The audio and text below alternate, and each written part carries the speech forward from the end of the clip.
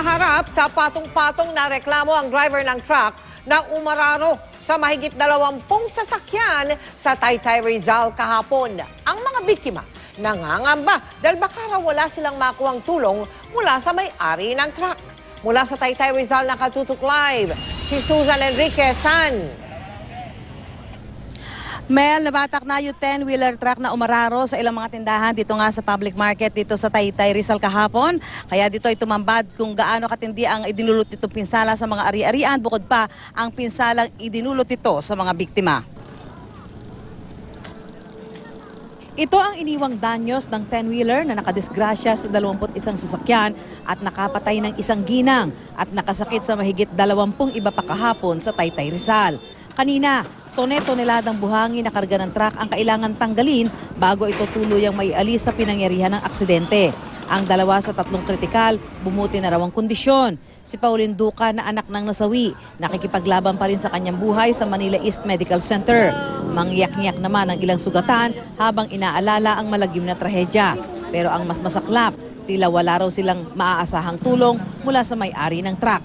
Yung amin nga pong hanap buhay, lalo-lalo na po sila, na may namatayan pa, ay lalo po ako naawa nung yung mga kasama ko po rito, patay po yung iba, ay ina po ang aking na kailangan po magkaroon po ng aksyon po kagad. Lumabas lang kasi ako kasi wala kaming pera eh. Sana po may tutulong sa amin. Sa 23 na tinakbo namin kahapon doon, bali meron po tayong 3 na critical. Pero according doon sa mga investigador natin, ma'am, okay naman na yung 2.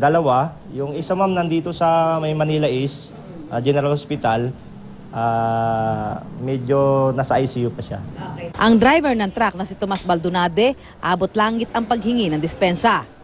Doon po sa mga nasaktan, pasensya na po. Gawa ng aksidente po nangyari.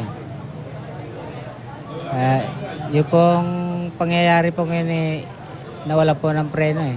Na-inquest na ngayong hapon si Baldonade na nahaharap sa patong-patong na reklamong reckless imprudence resulting in homicide, multiple serious physical injuries, and damage to properties. Sa investigation po namin, ma'am, paulit-ulit po namin tinatanong yung driver. Sinasabi niya palagi na talagang nawalan daw ng brake yung kanyang minamanehong truck. Ang kinatawa ng Mark Built Construction Corporation na siyang may-ari ng truck, nauna nang nakipag-ugnayan sa Taytay Municipal Disaster Risk Reduction and Management Council.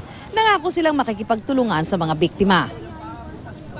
Umaasa ang mga biktima na makakatanggap sila ng tulong mula dito sa may-ari ng truck, lalo pat ang ilan sa mga ito ay kailangan magpagamot dahil sa tinamong sugat at pinsala sa kanilang mga katawan at ang ilan naman ay nawala ng kanilang mga kabuhayan. Mel? Maraming salamat sa iyo, Susan Enriquez.